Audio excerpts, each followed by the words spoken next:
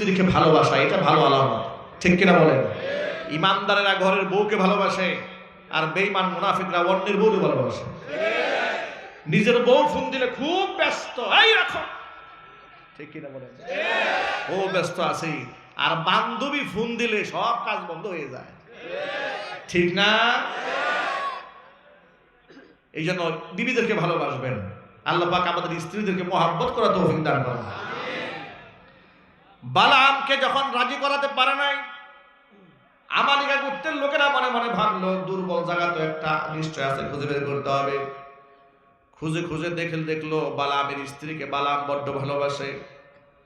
এবার মোটা অঙ্কের হাদিয়া, স্বর্ণ গহনা, টাকা পয়সা সব নিয়ে বালামের স্ত্রীর কাছে আমালিকা গোত্রের লোকেরা হাজির হয়ে গেল।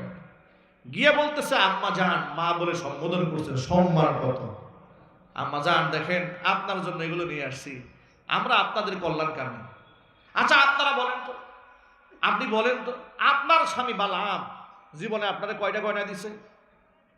স্ত্রী তো নরম মানুষ, মহিলা মানুষ তো আসলে তো কোনো গয়না টয়না দেয়নি। দেখেন আমরা আপনাদেরকে কত ভালোবাসি, এই সমস্ত স্বর্ণ গহনা আপনার জন্য নিয়ে আসছি, আমরা আপনাদের কল্যাণ চাই, ভালো চাই, ভবিষ্যতে আপনাদেরকে আরো উপহার দেব, আপনাদের জীবনে দুঃখ বলতে কিছু থাকবে না। শুধুমাত্র আপনার স্বামীকে আমাদের হয়ে একটা দিনের জন্য একটা কাজ করতে বলবেন। স্ত্রী বলে, সেই কাজটা কি? যে আমাদের হয়ে একটু দোয়া করতে হবে। বালাম তো দোয়া করলে আল্লাহ কবুল করেন, তা আমরা চাচ্ছি যে আমাদের হয়ে একটা দোয়া করো। স্ত্রী বলে, এটা তো সামান্য ব্যাপার, আপনারা ঘাবড়াবেন না, এটা আমি দেখতেছি। বাস, মহিলা মানুষকে পড়াই ফেলছে। এবার চলে গেল তারা। বালাম যখন বাড়িতে এসেছে, বাড়িতে আসার পরে বালামের স্ত্রী মুড অফ, বালামের সাথে কথাবার্তা বলে না, আরেক দিকে তাকিয়ে থাকে, এড়িয়ে এড়িয়ে চলে।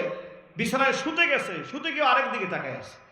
বালাম মনে মনে ভাবলো ব্যাপারটা কি, হঠাৎ করে বিবি সাহেব এমন পেখম ধরলো কেন?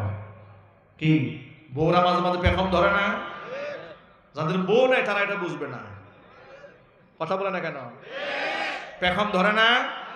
পেখমের কোনো শেষ নাই, সকালে একবার, দুপুরে একবার, বিকালে একবার, এটা পেখম জাতি আল্লাহ বানাইছে, ঠিক কিনা বলেন?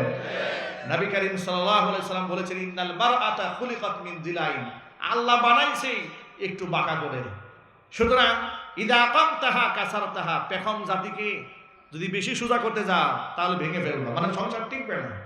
ওয়া ইদা ইসতামতা'তা বিহা ইসতামতা'তা বিহা ওয়া ফিহা ইওয়াজুন, সুখের সংসার করতে গেলে এই পেখম ম্যানেজ করে চলতে হবে। কারণ সুবহানাল্লাহ। আমার প্রিয় ভাইরা,